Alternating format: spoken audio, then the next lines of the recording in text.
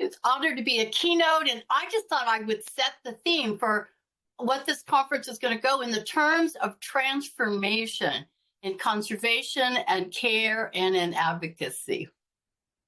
And what do we mean by transformation? It's actually a thing.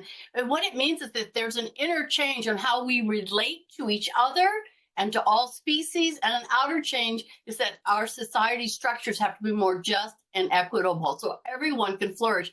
In other words, everything has to change. And we need this change. We need transformation because there is great harm in the parrot trade. You're going to be hearing all about that over the next 2 days. I have a little booklet that summarizes all this from the wild bird all the way to the end consumer and sanctuary and rescue workers, how we are harmed in this trade. Now, because we're talking about harm and a crisis situation, it's really easy for us to slip into us against them, into tribal loyalties. And the thing is, we're all caught in this interconnected web of harm. So we want to move beyond categories and politics and polarization and let the reality of the harm and the beauty of these birds guide us in having a conversation where we can help one another. We don't want to continue the harm because people and parrots are harmed. This is a poacher in Honduras where it's illegal to trap birds. His community, his indigenous community, said we're no longer trapping, everyone stopped, but he continued and he climbed this nest tree because he wanted to take 2 wild scarlet macaw chicks and sell them. And so he climbed the nest tree, and here is the nest tree up here on top, and he put the birds into his bag and he started down and he fell. And he died at the base of the tree, as well as 1 scarlet macaw chick. I know so many stories like this of poachers and trappers who've been harmed or killed in various countries. And this is the community. A month later, I went with them to honor this man where he died. And they cried and they danced and they chanted and they prayed. They loved this man, even though he was going against the community wishes. And so for me, it sets a standard to look for love and understanding because people are harmed and we're trapped in this, and we are all the solution. As one professor of mine in religion told me once, life is full of us making tragic decisions. And this is why we need one another to know how we can make the best decisions, who to nourish and who to feed. And that's why we're in this conference. We need one another to help us make the best decisions that we can. And that's why in our conservation projects here in Honduras, we not only take care of the people, but the parrots and the forest. We try to connect one heart to the other so we can see the beauty and uphold the tragedy together. In this project in Honduras, the scarlet macaws nest in pine trees, as you saw from the poacher. And it's in an indigenous territory. They have title to the land, but other people want this land, drug traders, illegal grab holders, and they're willing to kill and burn and assassinate for what they want to take from other people. Tomas was a mosquito leader, and he was shot in 2009 4 times because he was trying to protect his people and his parrots. And 5 months later, he's risking his life, showing me his project down at the river where he nearly died, showing me the scars where bullets were removed and where bullets still remained. And I said, Tomas, why are you willing to risk your life?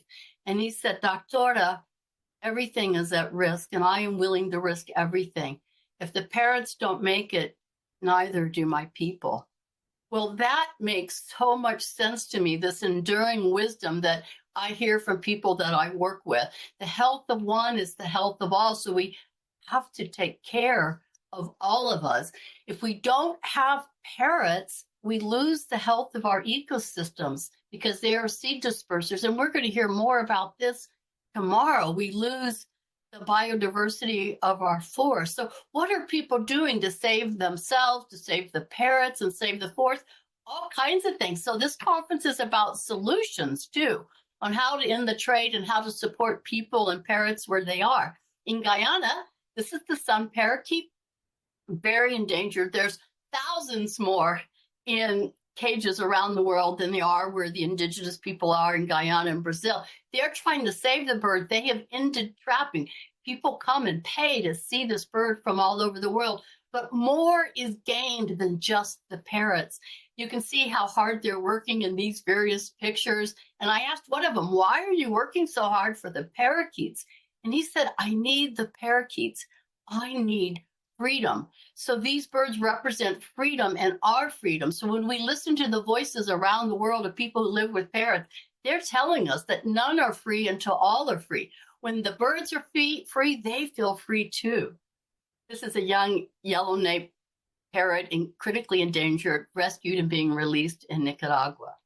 And this is why in this movement we use the phrase, no cage is big enough.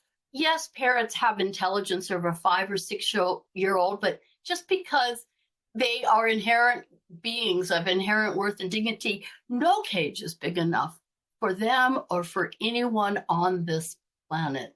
So what does this all mean for us here in our time together? What does it mean? Well, let me just show a few things that I believe it means. This is a quote from the book Avian Illuminations. A Lhasa bird means the end of humankind, for they not only tell us how we got to be where we are, but where we might yet become.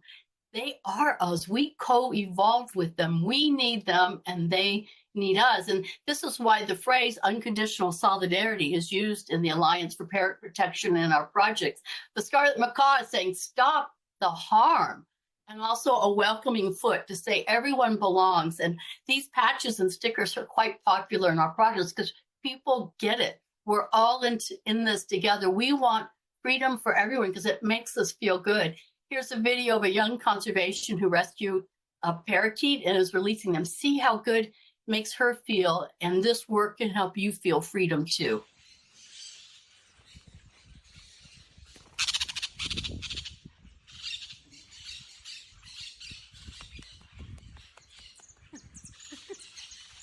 Por lo menos una.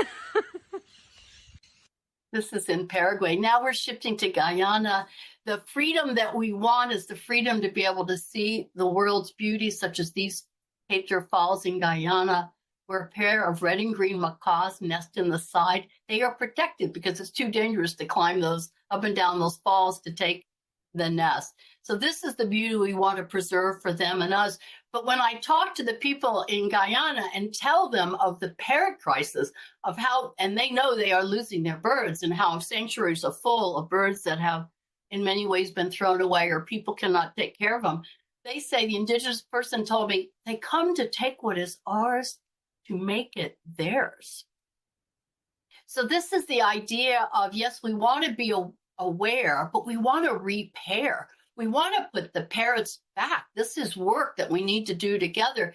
These are pictures of me. I had parrots and parakeets my whole life growing up, and I learned that was not what was in their best interest.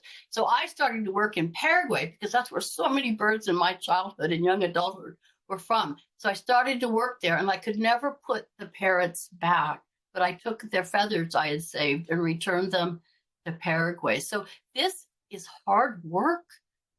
And we need to take care of ourselves. To care for others, people must be informed, they must feel, and they must act in ways that express their knowledge and their emotions. That's what we're here for, to be informed so we can feel. We're going to hear some hard stories and ways that we can act that help our health and the earth welfare.